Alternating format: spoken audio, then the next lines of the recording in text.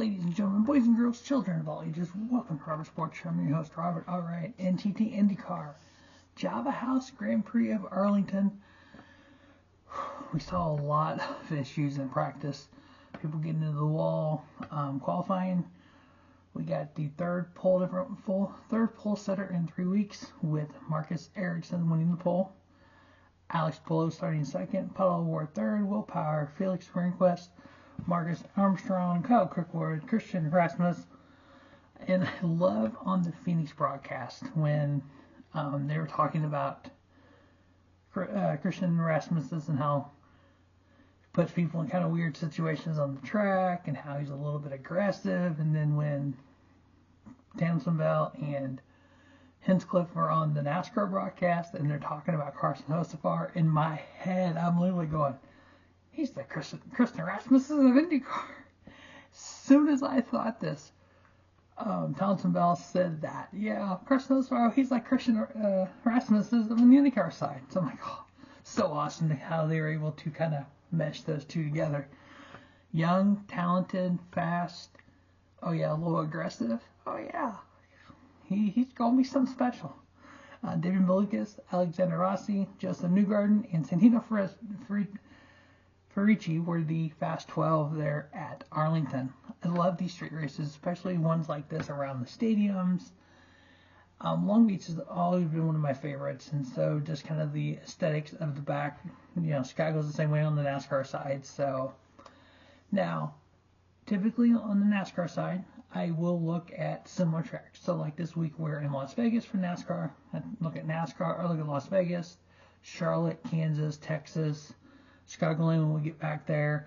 Tracks like that, the 1.5 miles that are kind of almost quote cookie cutters. So on the IndyCar side, obviously street races. You got street races, you got the oval races, and you've got road courses. And man-made road courses is going to be different than a street race. And so when we look at these stats from the last 5 street races, even though we've had nothing at Arlington, this is the first one. So like when we with St. Peter's, I looked at the last 4 years at St. Petersburg. So we're just going to look back at the last 5 street races, which was the 4 from last year: St. Petersburg, Long Beach, Detroit, and Toronto. This year we had Arlington and we had Washington. So I'm going to look at the 5, the 4 from last year, and then Long Beach from this year. Kyle Kirkwood, 3.4 average finish with 2 wins. Christian Lundgaard, 7.0 average finish. Pato Award, 7.4 average finish with a win. Roman Duran, 1 race, he finished 8th. And then Alex Palou, 8.2 average finish on street courses, but those 2 wins both came at St. Petersburg. So if you kind of look at that, he didn't do well on the other street courses last year, only at St. Petersburg. Marcus Ericsson, 8.4. Dennis Hogger finished 10th at the one race he was in this year at St. Petersburg. Scott McLaughlin, 10.0 average finish. Keelan Simpson, 10.2. Scott Dixon, 10.8. Felix Rehnquist, 12.6. And David Malukas, 13.2. Now, what I did was I took those 12 drivers and looked at those average finishes of the street races. Kind of looked at qualifying a little bit. So if you look at Kyle Kirkwood, he's qualified 7th. He won 2 street races last year. Okay. You look at Alex Palou, he's won 2 St. Petersburg street races.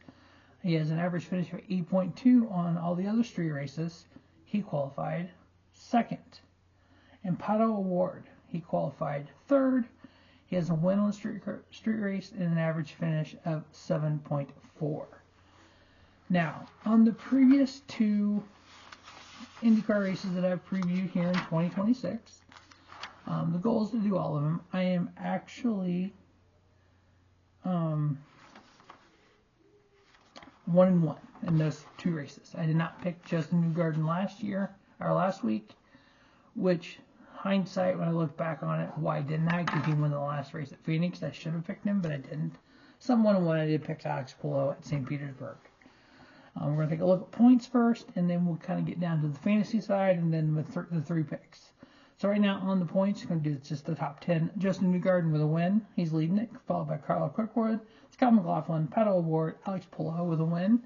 This is the first week that Alex Palou has not led the point standings since 2024.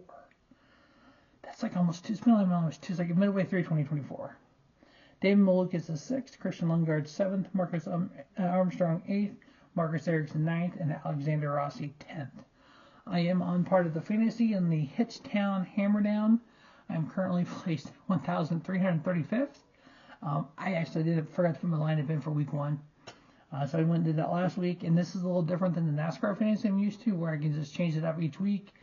And on the NASCAR fantasy, you're allowed to use each driver up to 10 times through the first 26 races. Here you actually have to, you have the little salary cap, and you got to buy them, and you have to hold them for like 1 to 3 races, 1 to 4 races. So most of my guys are locked in for long term, which is fine. I have Alex Palou, Kyle Kirkwood, Christian Lundgaard, Santino Ferici, Rinus VeeKay, and Nolan Siegel of my fantasy team there on that Hitchtown Hammerdown League here. All right, the 3 picks. And in NASCAR, I do 4 picks because we have bigger fields. Here, I do 3 picks, which is about 12% of the field.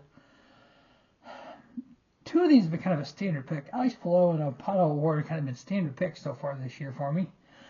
Matter of fact, so got all the NASCAR stuff here as well. So last week at Phoenix, I'd picked Alex Palou, Scott McLaughlin, and Pato O'Ward. At St. Petersburg,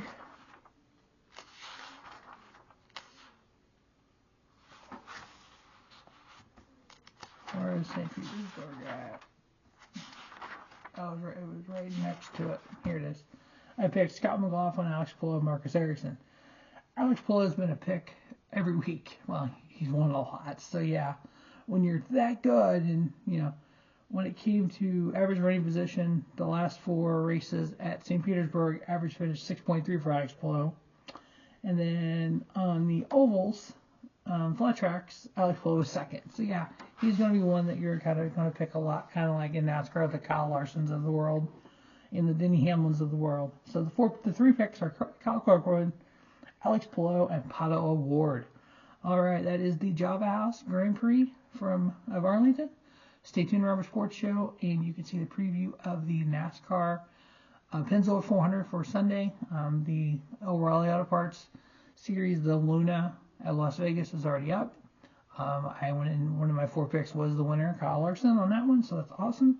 Stay tuned for the NASCAR Cup Series preview of the Pennzoil 400. As always, thanks for watching Rubber Sports Show, and just have a great day. Have a spiffy day. Rubber Sports Show, your YouTube leader, sports content.